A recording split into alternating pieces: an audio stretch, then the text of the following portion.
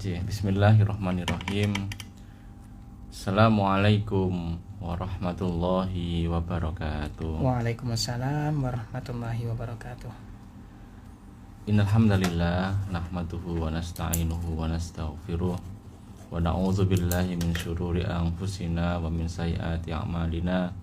May yahdihillahu fala mudhillalah wa may yudlilhu fala hadiyalah. Asyhadu an la ilaha illallah wa asyhadu anna Muhammadar Rasulullah. Allahumma sholli ala sayyidina Muhammad wa ala alihi wa sahbihi ajmain. Amma ba'du. Dulur-dulur Victor yang berbahagia dimanapun jenengan berada, mudah-mudahan dalam keadaan sehat walafiat, jasmani, rohani dan juga ekonomi, dan mudah-mudahan dulur-dulur yang saat ini dalam perjalanan mudah-mudahan segera sampai tujuan dan bisa berkumpul dengan keluarga. Amin amin ya rabbal alamin. Dulur-dulur Victor yang kami banggakan dimanapun jenengan berada, ketika selesainya bulan Ramadan itu pasti kita harap-harap ya, kita harap-harap supaya amalan kita itu diterima oleh Allah Subhanahu wa taala. Bahkan ibadah di bulan Ramadan itu lebih mempeng ketimbang ibadah di luar bulan Ramadan. Gitu. Enggak mungkin atau enggak mungkin sih saya katakan. Enggak mungkin ketika di bulan Ramadan itu orang cuma sholat hanya 17 rakaat. Enggak mungkin ya. Ilaman rahimah rabbi mungkin ya. Kecuali sopir antar pulau ya. Itu baru mungkin 17 rakaat itu alhamdulillah Mas. Bahkan sing kurang ya. Kan dijamak, dikosor dan lain sebagainya. Dan juga sedekah itu mungkin di luar bulan Ramadan tidak sekencang di bulan Ramadan. Iya toh, karena dilipat gandakan kebaikan, kemudian pintu-pintu surga dibuka, pintu-pintu neraka ditutup, kemudian setan-setan pada dibelenggu secara zat nggih. Oleh karena itu harapan ataupun kemenangan yang hakiki, kemenangan sebenarnya setelah bulan Ramadan di bulan Syawal itu adalah satu aja sebenarnya. Napa niku? Ustaz? Diterima amalan. Wis iku tok. Bahkan salah satu syarat untuk masuk surga itu kan ada dua ya. Selain syahadat ya, beriman. Itu yang pertama adalah diterima dan diampuni. Dua. Dia diterima amalnya sama diampun dosanya. Dua itu. Iku tok. Ya toh. Coba kalau ada seseorang gitu ya. Kita banyak melihat bahwasanya sirah-sirah nabawiyah itu sahabat dan orang-orang ulama itu banyak orang yang mungkin dia pernah sebagai pendosa. Dia beramal dan harap-harap dia itu nopo amalan diterima toh. Nah, di sisi lain dia juga berharap-harap supaya dosanya itu diampuni. Maka ketika di mizan nanti ditimbang itu nanti, ketika dosa sudah diampuni kan kosong. Dijoki sampai amalan. Lah amalan ini nanti loh yang akan kita persembahkan sama Allah Subhanahu wa taala. Masyaallah. Makanya sebenarnya rumusnya masuk surga itu ya tadi itu yang pertama diterima, yang kedua itu diampuni dosanya. Wis gak ono sing liyane. Oleh karena itu para salafus saleh, para ulama itu setelah 6 bulan di pasca bulan Ramadan. Ini juga saya selalu membaca doa ini. Saya selalu membaca doa ini di setiap selesai sholat. Doanya itu sebenarnya sederhana seperti doa sholat witir. Apa itu doanya? Doanya adalah Allahumma taqabbal minna sholatana wa siyamana wa qiyamana wa ruku'ana wa sujudana wa takhussu'ana wa tamim taksirona ya Allah ya rabbal alamin. Wahai Allah, terimalah sholatku, puasaku, ibadah yang lainnya, karena Engkau lah Maha Pengampun. Makanya itu dibaca sampai 6 bulan pasca puasa, pasca Ramadan. Sisanya 6 bulan setelah itu ya. Artinya 6 bulan sebelum bulan Ramadan, para salafus saleh itu berdoa supaya ditemukan dengan Ramadan. Jadi 6 bulan berdoa supaya diterima, 6 bulan ataupun 5 bulan setelahnya itu berharap supaya bisa bertemu dengan Ramadan. bulan Ramadan. Makanya hidup menunggu bulan Ramadan berarti. iya Ustaz, Mas, Masya Allah. Masya Allah. Kan pernah saya sampaikan ya, di Jemur Sari di sini Iya. tuh sudah banyak orang yang ketika hampir mau bulan Ramadan sudah qadarullah. Iya. Itu sudah kembali kepadanya. Iya. Di awal-awal bulan Ramadan juga sudah ada yang kembali kepadanya. Iya. Bahkan di lungkas Ramadan mau berakhir ya, itu Allah qadarullah, Allah memang dunia. Ya, saya mungkin berharap mudah-mudahan ya Tuhan nafsul mutmainnah, wahai jiwa-jiwa yang tenang, ya kan, irji ila rabbiki radiyatan mardiyah, kembalilah kepada Tuhanmu dalam keadaan yang diridhoi. Fadkhuli fi ibadi, wahai hamba-hambaku, dah jadikanlah tak jadikan kamu sebagai hamba-hambaku, masuklah ke sebuah tempat ya, wadkhuli jannati. Tempat apa itu? Tempatnya adalah surga milik Allah. Saya mungkin berharap itu semuanya, mudah-mudahan nanti kita dalam keadaan husnul khotimah. Amin. Maka di sesi kali ini Mas Ishak, secara singkat saya ingin mengisahkan ya, ada seorang sahabat tuh yang kepo. Sahabat kepo. Sahabat kepo itu. Jadi sahabat ini nih makanya Allah itu kan maha memaafkan ya. Makanya lek duwe dosa lek mendang-mending ya. Lek masalah mendang-mending ya, itu duwe dosa ambek Gusti Allah luwih gampang disepuro ketimbang duwe dosa ambek menungso. Nah iya toh? Iya, Masya Allah. Kalau Allah kita punya dosa sama Allah ya, asalkan kita mau bertobat. Maka Aisyah pernah diajarkan doa sama Rasulullah kan, Allahumma innaka afuwun karim tuhibbul afwa fa'fu anna. Wahai Allah, Engkau lah Maha Pengampun yang menyukai pengampunan, maka ampunilah aku.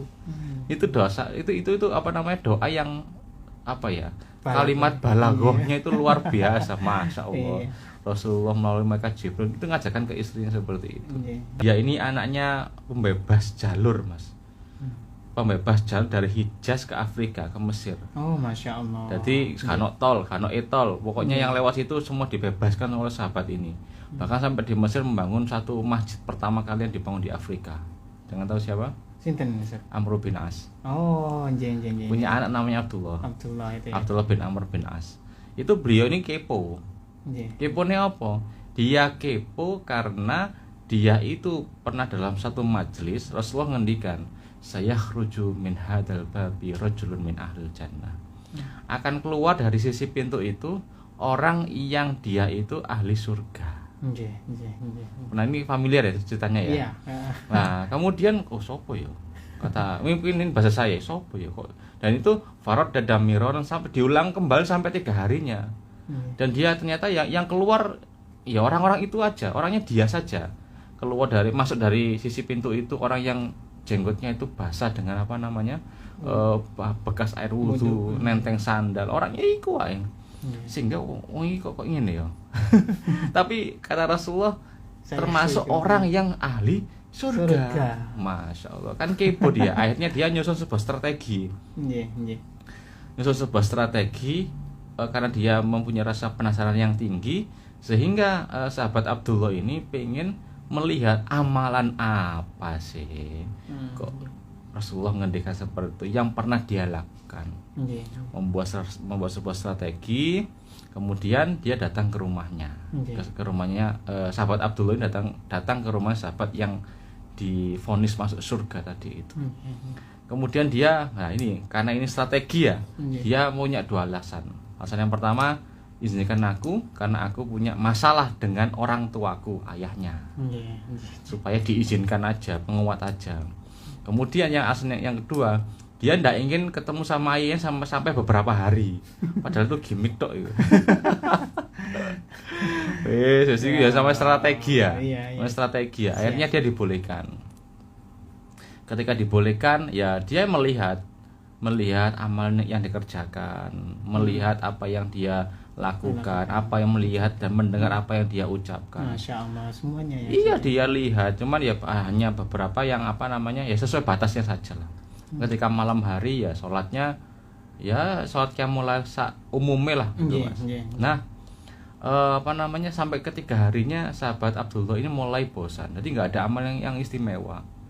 Dari sini kan kita banyak mengambil pelajaran gitu. Lalu kemudian sampai ketiga harinya sahabat Abdullah ini tak izin, saya mau izin pulang. Loh kenapa kok susu? Padahal kan baru 3 hari dan sebagainya. Karena punya masalah sama orang tuanya. Nah, mulai terbuka.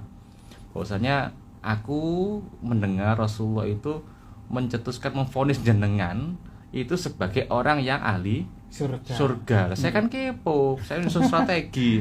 Maka saya membuat sebuah alasan supaya jenengan itu membolehkan saya untuk menginap melihat. Nah, kata sahabat tersebut mengatakan amalku gak ada yang istimewa. Sholat ya sholat fardu, lanang yang masjid, kemudian sholat tahajud ya suatu fardhu masna. Sholat sunnah itu kan ya 2 rakaat, gak ada yang istimewa. Apa yang dia ucapkan kepada istrinya kalimat-kalimat yang baik, ngomong sama anaknya kalimat-kalimat yang baik juga, nggak ada yang istimewa. Nah terus kenapa kok ini semuanya? Ya wis lek ngono ya dalam mungkin ya saya bisa membedah itu dalam hatinya Abdullah ya lah kok ngene-ngene tok ya. Biasa ya. Seumum lah ya Allah. Nah, ini kan pelajarannya adalah ternyata kita itu tidak bisa melihat orang itu dari casingnya. Tapi dari chipsetnya. Bapak ya HP Mas ya. Batinnya. Dari batinnya. Mbak chipsetnya Snapdragon generasi ke-7 ngono ya. Cepat ya. Daripada MediaTek. Jadi nggak bisa dilihat dari casingnya kan. Di casingnya mungkin dia gambarnya apa San Mario mungkin ya. Tapi kan HP-nya speknya mungkin di bawah under berapa juta. Tapi kalau yang biasa tapi chipsetnya bagus ya, tapi ya speknya luar biasa. Sama kayak tadi itu. Jadi melihat orang itu dari dari hatinya. Lalu sebelum sahabat tadi itu dia pamitan, mulai dipanggil. Abdullah ini sini tak kasih tahu. Sama orang tadi yang sahabat tadi itu. Yang sahabat tadi itu banyak ulama yang yang merahasiakan namanya. Nah, ternyata sahabat tadi itu mulai mengungkapkan sesungguhnya aku tidak punya amalan spesial. Yang aku lakukan seperti apa yang kamu lihat, tidak ada yang spesial sama sekali. Ya memang seperti itu katanya Abdullah. Namun aku tidak pernah iri dan dengki. Saya tidak pernah iri dan dengki kepada seseorang atas pemberian karunia Allah. Masya Allah. Saya ulangi. Saya tidak pernah iri dan dengki atas seseorang yang diberikan karunia oleh Allah kepadanya. Kata sahabat Abdullah, huwa dzal a'mal. Iki lho sing jenenge amal yang mungkin tidak orang banyak tahu, tapi sedikit orang yang bisa melakukan. Masya Allah, itu wangel itu Mas. Wangel, makanya saya katakan di awal tadi sebelum saya mengisahkan lek duwe dosa ambek Allah, mungkin Allahumma innaka afun karim. Tapi lek duwe dosa ambek tangga, kudu ngengkai berkat dhisik baru di sepuro mungkin ya. Itu sangat susah. Tapi sahabat yang divonis masuk surga tadi itu enggak punya rasa iri dan dengki kepada seseorang. Jadi kita kan diberikan rezeki karunia Allah gitu. Ya diberikan ya pekerjaan. Itu enggak boleh iri kita. Ya alhamdulillah. Tapi kan jenenge manusa kan punya syahwat abot to. Ya Allah wong iku rek pendidikane gorong S1 kok bla bla bla bla bla bla. Kok iso tuku mobil. Ya itu kan wis termasuk iri dengki ku ya. Seuzon dan lain sebagainya. Enggak taunya kan dia punya usaha di luar. Gitu. Iya, saya dulu juga dihina, Mas. Gitu ya. Iya, di kampung Jemur Sari itu. Saya dihina, saya itu wis pesugihan gitu. Bukan. Saya dihina karena saya dihina orang hitam. Saya dihina ayah saya itu dihina gak kuat nyekolahno aku. Tapi saya melawan mereka dengan kesuksesan. Karena mereka alhamdulillah ya mengaku dan sebagainya. Gak usah dibalas dengan tidak usah dibalas dengan perkataan, balas dengan kebaikan. Layaknya sebuah pohon yang dilempari kotoran, jadi humus makin tumbuh. Tambah kuat ya. Tambah kuat. Maka Dulur Victor yang berbahagia, salah satu juga ya amalan baik setelah bulan Ramadan tadi yang saya katakan doa, yaitu semua mudah-mudahan amalan kita itu diterima nggih oleh Allah Subhanahu wa taala dengan durasi 6 bulan lamanya. Yang kedua adalah ayo kita saat ini mencoba untuk tidak iri. Ya, mencoba untuk tidak iri dan dengki kepada seseorang atas karunia yang Allah berikan kepadanya. Barangkali itu adalah kuotanya. Kuota kita mungkin berbeda. Tapi Allah mengetahui seberapa kualitas kuota yang kita miliki. Bahwasanya kan segala sesuatu kan ada ukurannya ya. Nah, ukurannya itulah yang Allah berikan supaya kita bisa melakukan ibadah-ibadah yang lainnya. Baik dulur Al Victor, kita lanjutkan kembali dulur ngaji kita bersama guru kita Bapak Ustadz Muhammad Azmi LC MAG. Baik, Ustadz ini sudah masuk beberapa pertanyaan Ustadz, kita boleh mulai ya Ustadz ya. Ada dari Bu Rosalina ini. Assalamualaikum warahmatullahi wabarakatuh Mas Ishak dan Pak Ustadz. Alhamdulillah, mudah-mudahan hari ini semuanya diberikan kebahagiaan dan keberkahan Ustadz. Bade Tanglet, bagaimana mengukuhkan hati agar tidak terpengaruh oleh ucapan-ucapan orang-orang sekitar kita yang buruk, agar hati kita kukuh dan kuat, tidak terpengaruh. Ngoten mawon Ustadz, ngapunten mohon pencerahannya. Ada dua nggih, bagaimana mengukuhkan supaya jenengan tetap baik ya dari gemburan-gemburan lidah tetangga dan lidah mertua mungkin. Yang pertama dari sisi spiritual ada sebuah doa. Ini sering saya disampaikan kok. Apa itu jenengan ketika selesai sholat ataupun dalam zikir jenengan Ibu Rosalina ya. Itu ada kalimat ya muqallibal qulub sabit qalbi ala dinik wa ala ta'atik. Wahai Allah yang membolak-balikan hati, maka tetapkanlah hati ini selalu dalam agamamu dan ketaatanmu. Jadi ini bisa dibaca dan dibuat zikir. Sama kayak ada orang yang nervous ya ketika public speaking ya. Itu ada doanya ternyata. Doanya apa? Ada doanya adalah seperti halnya di surat Toha itu, Rabbi shrah li sadri wa yassir li amri wahlul 'uqdatam min lisani yafqahu qawli waj'al waziran min ahli.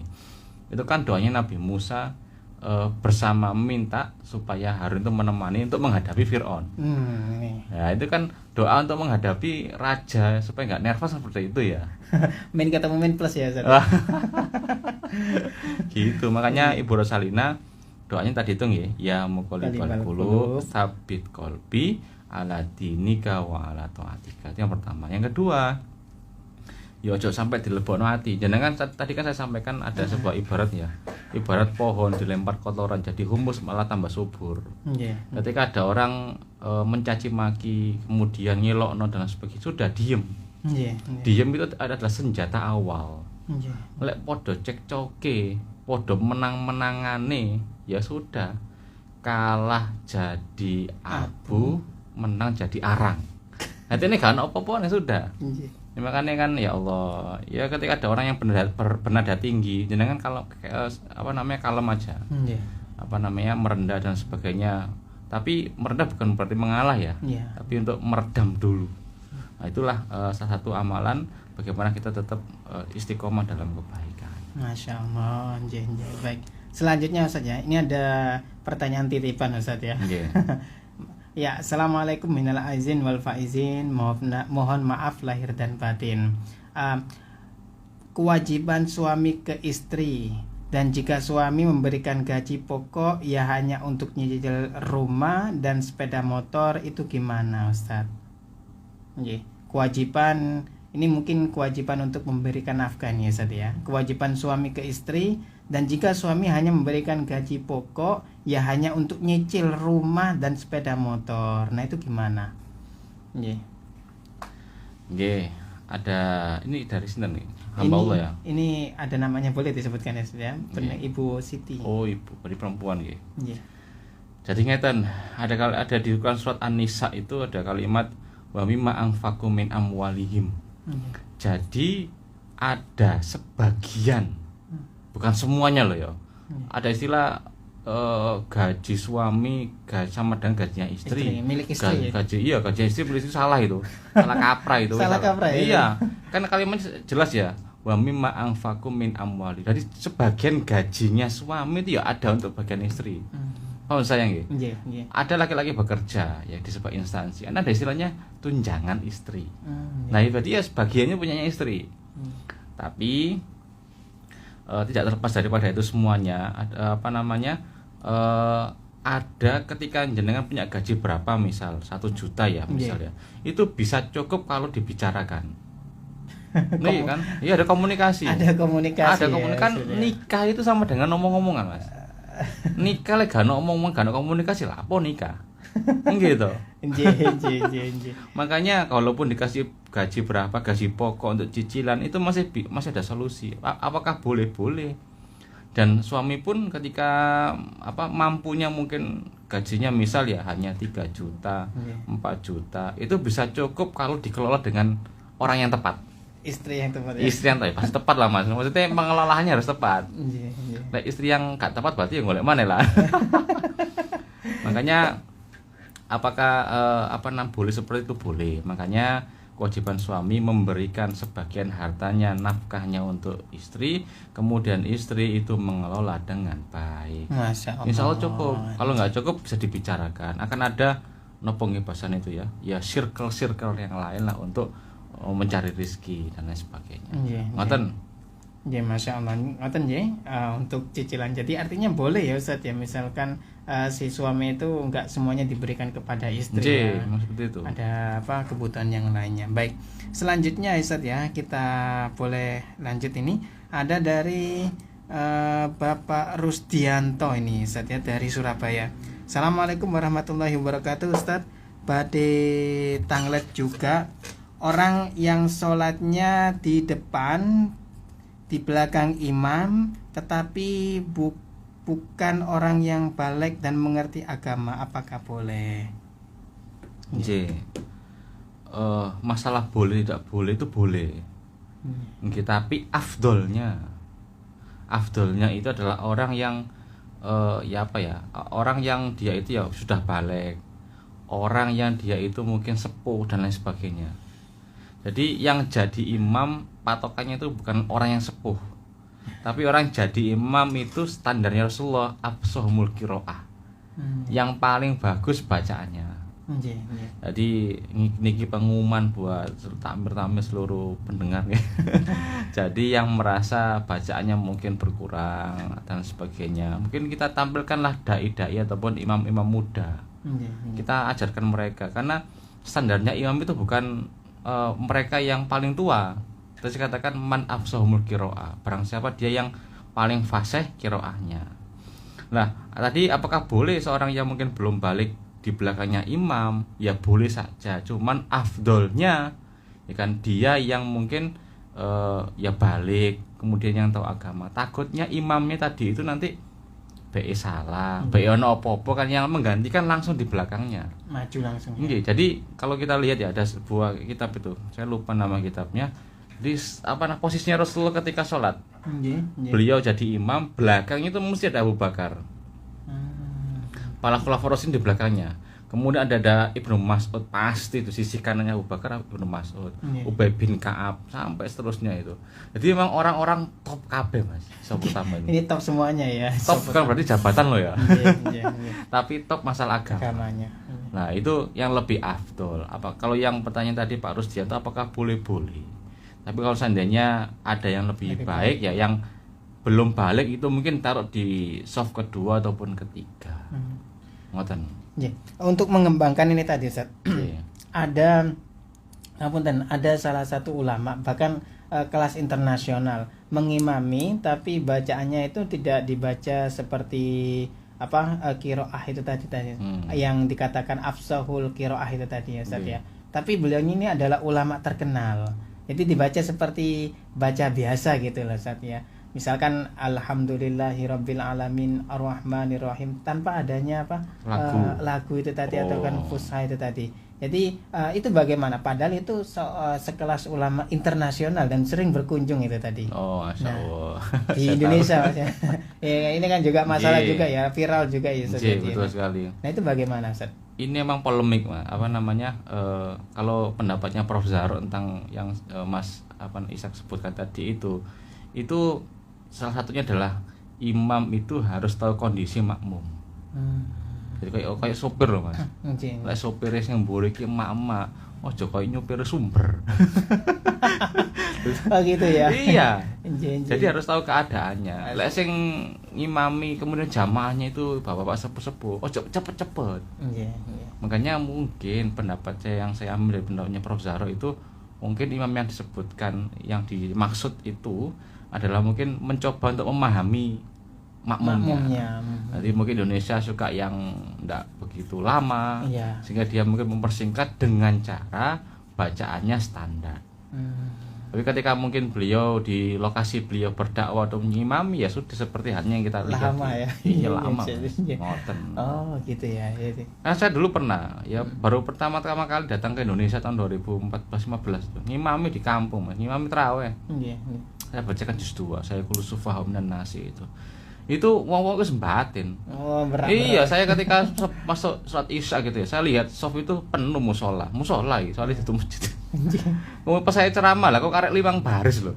Sing liyane iki mboneng ndi sampai biasanya setengah 8 selesai. Saya baru jam 8 kurang 5 itu baru ceramah. Lah, dari situ saya buat apa jenenge pelajaran ternyata ya ngimam itu harus tahu kondisi makmum juga. Inje. Ngoten, Mas Isa. Inje, baik. Masya Allah luar biasa sekali Ustaz. Baik, ada 3 menit terakhir Ustaz. Mungkin kita bisa tutup dengan doa ya Ustaz kalau berkah ini ya. Inje. Baik, terima kasih Idul Fitri yang berbahagia nggih. Kembali lagi mari kita berdoa dan mendoakan karena pintu surga dan syarat juga salah satunya masuk surga itu adalah yang pertama amal kita diterima dan yang kedua itu adalah dosa kita itu diampuni Allah Subhanahu wa taala. Mari kita berdoa mudah-mudahan amal kita diterima dan dosa-dosa kita itu diampuni Allah Subhanahu wa taala. Amin ya Allah. Allahumma taqabbal minna salatana wa siyamana wa qiyamana wa ruku'ana wa sujudana wa takhassuana wa tamim taksirna ya Allah ya rabbal alamin. Allahumma innaka afuwun karim tuhibbul afwa fa'fu anna. Allahumma innaka afuwun karim tuhibbul afwa fa'fu anna.